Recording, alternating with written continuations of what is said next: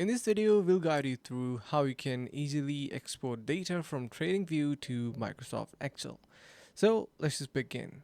You can see we are onto our chart and you can do it for any of your pair and data. So first thing is you need to head over to your paper trading, and you can only get it once you're connected to paper trading itself. So once you have that ready, now by the way, if we simply head over to the link in the description below, you can get $15 starter bonus on TradingView. So that's something great to start with.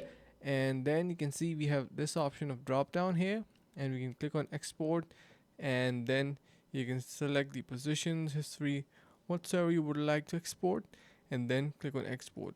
It will be now, you can see, exported in a CSV file and Excel. So that's how you can easily do it. I hope this helps. Thank you so much for watching, and see you in the next video.